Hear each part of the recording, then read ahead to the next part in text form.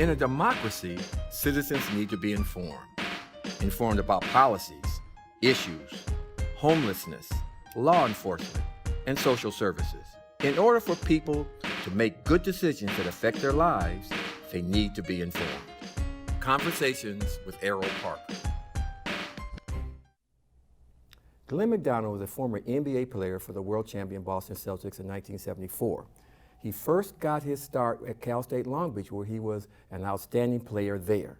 We're going to talk about his life in Long Beach and other parts of this world on our program on Conversations with Erroll Parker. Welcome to our program, Glenn. Thank you, Errol. You know, Glenn, I've known you for a long time, and you have really a fascinating story to tell. You started your high school basketball career at Jefferson High School and you matriculated to Cal State Long Beach and then to the Boston Celtics, won the world championship there, played in Sweden and the Philippines, and have coached in many different capacities in the NBA as well as Cal State Long Beach. Is there a common thread, Glenn, in terms of the successes, the ups and downs that you've had as a player and in life? Is there a common thread there that has allowed you to be as successful as a university employee as well as a student athlete? You know, first, glory goes to God, you know, because I've always felt that whatever happens to me is because that's the plan. You know, there's a plan, so if it's negative, I don't really get down about it. If it's positive, you know, I grace it, and you know, just say this is how it's supposed to be.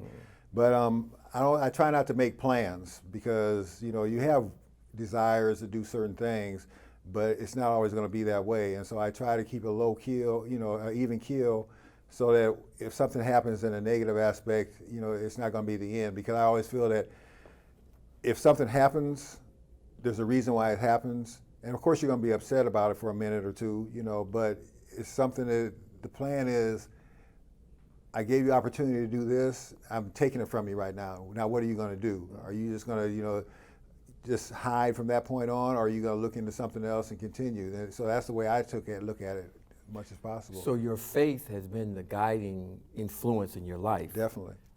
Let's kind of talk about, before we go back all the way to Jefferson High School, let's talk about the ceremony that just concluded at Long Beach State. They retired your jersey after all these years, and there was a great reunion there. How did you feel when they contacted you and told you that we're going to retire your jersey and put that up with the other Long Beach State greats? It was, I mean, it's a real feeling. I mean, honestly, because I get people to ask me about that all the time. Why isn't your jersey up there? And I tell them, you know, hey, I'm in the Hall of Fame. I'm in the Long Beach Hall of Fame.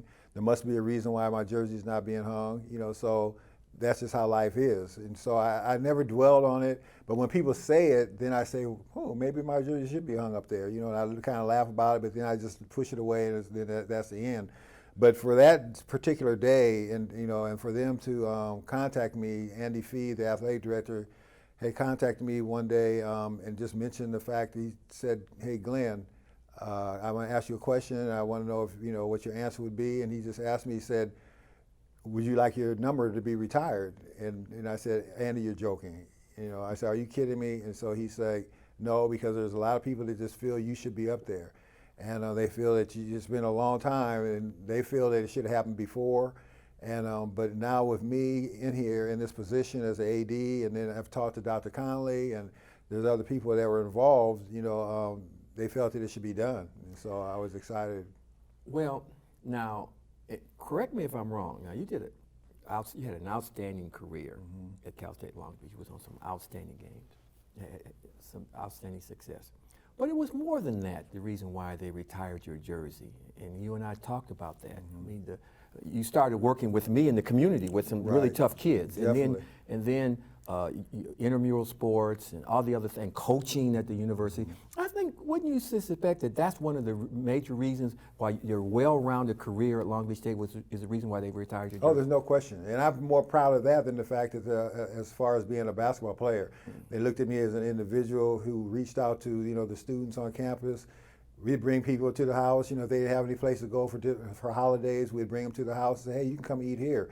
And it wasn't anything you're looking for a reward behind doing it. It was just, that's how my wife and I are, you know. Right. And so that situation, I think I mentioned to you when we had breakfast this morning earlier with the group, the guys, and so there are Craig Hodges, Jody Gardner, Moreland Wiley. You know, those are people that wore number 20. Yeah. So you look at that aspect of it, and you know, a couple of them were in the league much longer than I was. You know, but you look at the whole situation, and when they first announced it, those were the things that attributed to me being the person that they wanted to put up there. It wasn't about just the basketball. It was about just humanitarian and being involved with so many students on campus. See, now that's very important. Us being college students, when you leaving home, and we just was in Los Angeles, but that was the first time away from home. Exactly. And then when a family adopts you, opens their door, the red carpet out for you, they don't know you that well, but they understand what it means to be a student athlete or just a student away from home. Right. And that's why you and Renee have done that for many years. It's a situation that they know they have a family. They know that they can talk to someone. That's important. And I think a lot of respect that we've gained from these students is the fact that we're not going to tell them what they want to hear. You know, when they come in with problems or whatever, or they're upset with the coaches, and you know, they're going to talk to us about them. We're not going to sit there and agree with you. Yeah, that coach should have been playing you, or you know, things like that. We're going to tell them, well, this is the reason maybe he's not playing you. Okay. These are the reasons you evidently you're not working hard enough. You know, and so even with the students, you know, in regards to their academics, Renee used to sit down with those guys, you know, and the girls, and you know, really make sure, hey, you're going to get this done. If you want to get out of here, everybody's not making it to the NBA. And during the time I was coaching with the women, there wasn't a WNBA, and you know, and very few are even going overseas. So take advantage of the free education and do something with it from there. And if something happens where you end up getting a chance to go play overseas or play in the NBA, you know, that's something icing on the top, if you want to say. Now let's go all the way back. Illinois. What city in Illinois were you born? I was born in Kewanee, Illinois. Kewanee, Illinois. Then we moved to Cedar Rapids, Iowa. Okay. And before I came to California, we had moved back to Kewanee, Illinois, the hog capital of the world. That's where it was. But how did you wind up in Los Angeles at Jefferson High School? My mother came out here on a visit because she came to see her sister-in-law.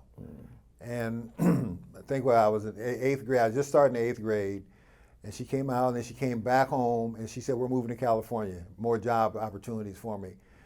I didn't want to come out here. You know, I definitely didn't want to move from, you know, it was a nice little town, you know. So she said, we're definitely moving to California. And I said, well, I'm not going.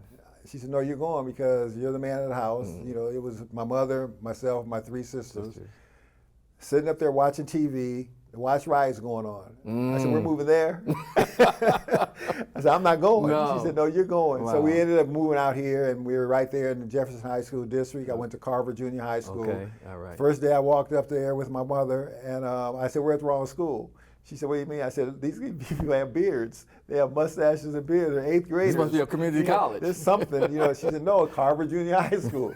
So, but anyway, you know, I was able to befriend quite a few different people. I had to change clothes real quick because I was wearing high water pants at that time. That was the style back in Illinois where I was. But that was the businessmen, a gang, that's what they wore high waters. Yeah. So they were asking me where I was from, and I told them I was from Kewanee, Illinois. Kewanee? I said, Kewanee. They're like, Kewanee?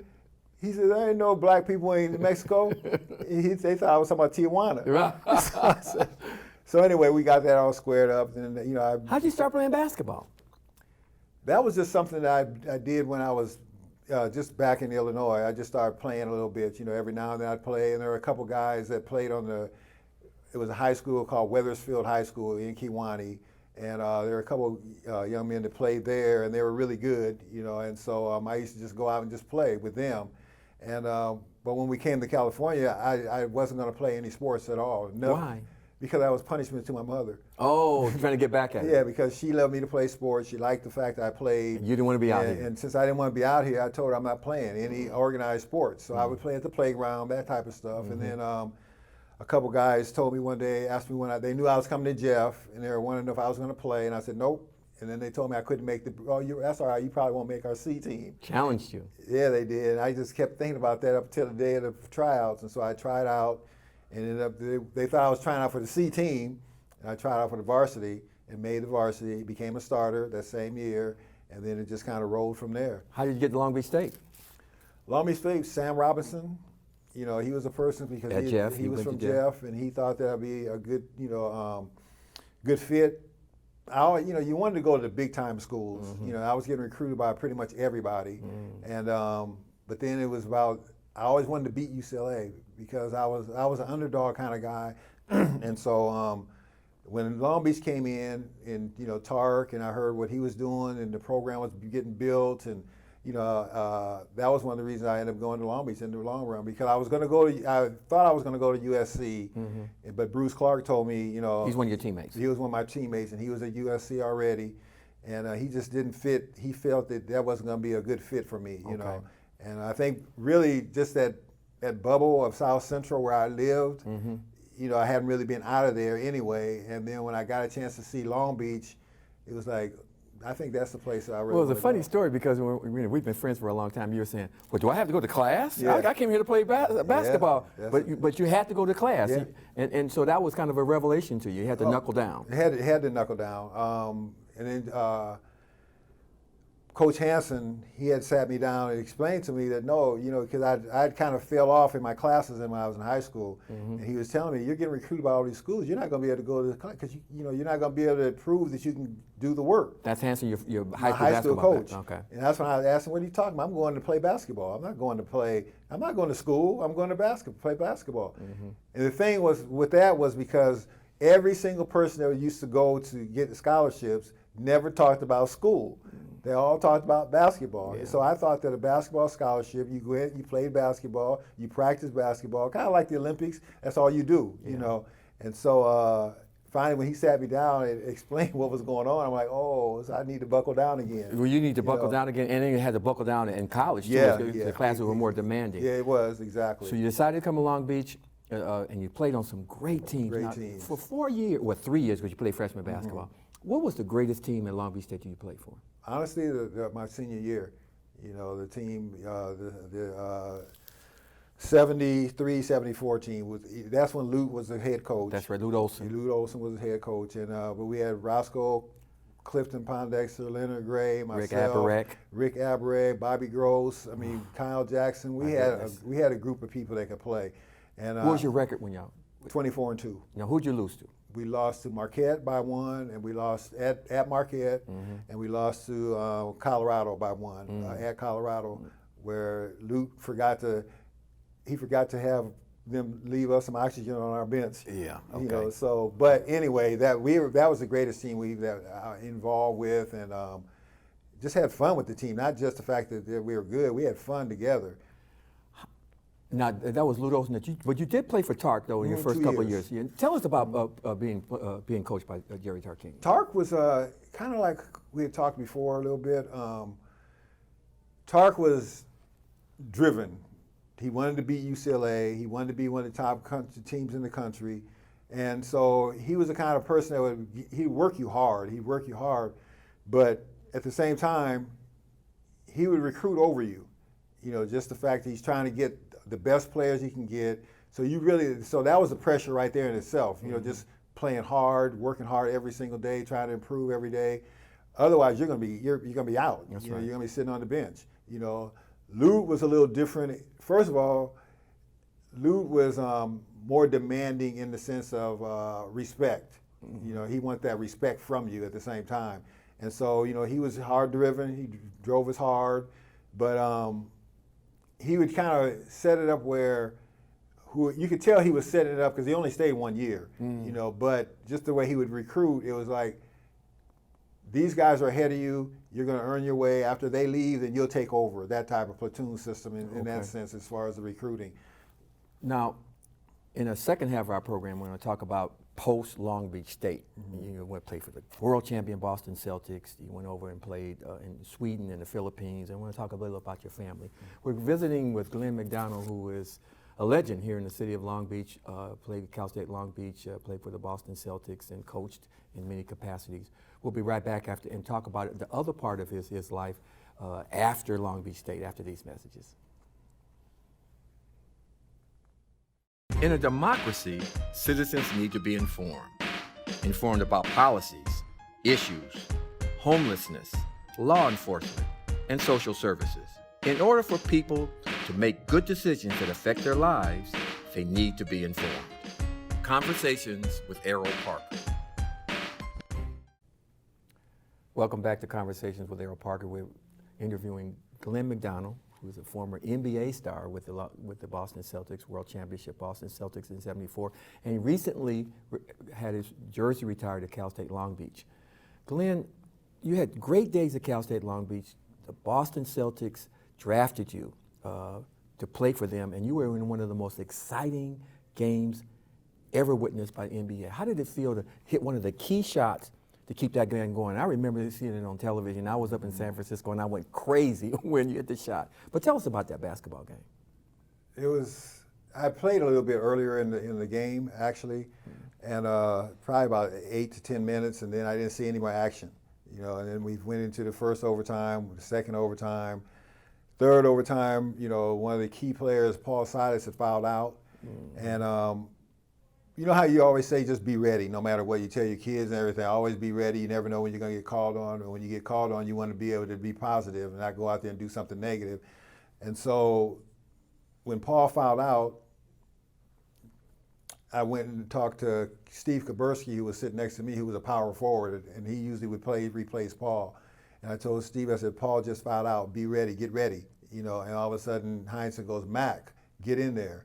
And he stops me right before we get in. He says, run him, because he knew I was fresh, I was ready to go, and so I got that opportunity, and I tried to do everything I could. So I got a couple rebounds, got a couple baskets. But then the shot that everybody talks about was the baseline, which John Havlicek used to work with me all the time, of curling through, turn and face up and take the shot. So I was very comfortable when I took the shot. It wasn't like a rush shot or anything like that. So I didn't really pay attention too much to what happened until I got home after the game. I can't sleep. And I'm always laying there saying, what did I just do? So, but it was key, and I think that if we had lost that game, we might have lost the series. Short NBA career, then you went to Sweden and the Philippines. But, I want to talk about your wife a little bit, because you guys got married right after you left Long Beach State. She stuck with you, Sweden, the Philippines, came back here, didn't have much. Got it together back at Long Beach State. Right. What does it, Renee, mean to you as a wife? You guys been married for now 40 years. Wow, she's everything. I mean, people tease me all the time and go, the boss. I say, you're right. She knows what she's doing. She helped me through school. Yeah. I mean, just because when I didn't graduate when I first got drafted, I had to come back to school. She helped me through school to make sure I got through school before she went back to school. She went back and got her master's and everything. But she just means the world to me. I'd hate for anything to happen to her. She protects her family. Yes. She's just a sweet person. She's had to make a home in the Philippines. She had to make a home in Sweden, and had to make a home back out from Long Beach. So. Exactly, and she's just a trooper. I mean, really, you can't. To me, she's the perfect wife, and we get everybody. They always say, "You guys been married 42 years. Wow. How do you do that?" And I just tell them, I'm like, "Hey, we get in spats, we get in little arguments. I mean, nothing's perfect." I said, "But me being the man, I'm always going to get the last word, and that's okay, honey." Well, on a personal note, I'm not going to mention the fact that we came back from Las Vegas on a half a tank. And couldn't stop nowhere, just to do some things. Well, we won't go into that, but anyway. Okay, so you get back to Long Beach State, and then you get a chance to coach the women and the men. Tell us about the coaching experience with Joan Bonfacini and also the Ron Palmer. Well, I came back and I was with Ron Palmer. He got the job, and so when I first got back, I went and saw him, and he wanted to know if I was interested in getting involved because I was never a full-time coach with the men. I was a part-time assistant, and I was still going to school, and I was working at Silverado Park, and I was working with you. Now, it was amazing everything that I was getting involved with because I felt that I'm not in the league anymore. So, you got to do what you have to do, take care of your family. How is it not to be playing professional sports? I mean, your career was over. I mean, did you get was it traumatic at all? Maybe for about a couple weeks. Yeah. Honestly, that was about it because, like I said before, there's a plan. And I think the plan was, I'm gonna give you a taste of the NBA, see what it's like, but then I'm gonna take it from you. Yeah. And now what are you gonna do now? You know, and my biggest thing was take care of my wife. And so we got Ivan Duncan, who was my freshman coach at Long Beach State. Mine too. He was coaching in Sweden. So he called me and said, hey, are you interested in coming over to Sweden to play? Because I know you got a release. And so I talked to Renee. I said, hey, I'm going to go on a second honeymoon. Wow. You know, so she says, what do you mean? So I told her what happened, and I've been offered a job over in Sweden. And she said, oh, let's go for it. You know, we've never been out of the country. Let's go out of the country. Let's see what it's like. And so that's how we got to Sweden. And then once we got over there, we were the Swedish champions. We represented Sweden in the Europa Cup. We ended up taking like third in Europe. And so, but I'd seen all Europe. Yeah. And someone mentioned to me about the Philippines. And, you know, I'm thinking, no, I don't want to go to the Philippines. I'm not going to play against midgets. I've been in the NBA, been in Europe. So I finally, the guy kept talking to me and said, Glenn, you got to go. It's unbelievable, you know. So I went over there to check it out, and I'm seeing the Filipinos look at me eye to eye, and I'm like, oh, this is interesting, you know. And then I'm watching, so I watched them play a couple games, fast paced, you know, dunking on the Americans, and I'm like, I think I'm gonna come here. So you enjoyed that? Oh, I loved it. I loved it over here. We were there 6 years. In the time you had remaining, Joan Bonfacini, you coach, and then you coach with the Sparks and Michael Cooper and all. Tell us about all that experience. That was this situation that it was first of all, it was a full-time position as an assistant with Joan. You know, and so she wanted to know if I wanted to come over because she saw how I interacted with her players constantly. And she says, it's women. I said, women is basketball. You know, as long as you're playing basketball, I can deal with that. As long as they don't cry. There's no crying. Well, except the first day. The first day someone started crying, I asked one of the other assistants, does this happen all the time? So, but we ended up with a great team. We went to the Final Four back to back. You know, we went there, and then Joan ends up leaving, and then I took over, and you know, it didn't go real well, but it still was opportunity, and it was a great opportunity to be involved. And so then Penny Toller, who was one of our star players at Long Beach, she ends up becoming the general manager with the Sparks. That's when you talk about the journey that you go through in life. Exactly. You know, and so then she talks to Michael Cooper, and Michael Cooper and we kind of touched bases before, just hit and miss with me. Every night I'd see him and he'd speak and things. He's about the same age as you. Did you play against him? He was 4 years younger. Okay. Yeah, he was 4 years younger, but he always said that he used to see me play, and he said, he is so skinny. If he can make it in the NBA, I should be able to make it in the NBA. And that's where he said he just kept pushing. Wow. And we became really close friends. To this day, we ended up winning back-to-back championships with the Sparks. I've been very, very fortunate. I have been I've never really been a loser, except for 1 year when I took over as a head coach with the women. You know, but overall, it's been nice. I really cannot look back and say, I wish this had never happened or anything like that, because it's just a plan.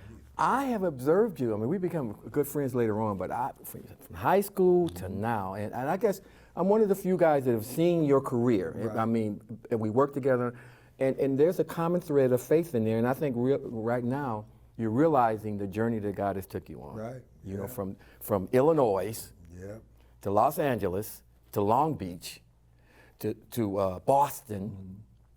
Brief stint in Phoenix, Sweden, Philippines, back to Long Beach. That's quite a journey. It's been a journey, but you know, the big thing to me, like they say, it's a cliche, whatever it is, but you know, I truly believe in treat people the way you want to be treated.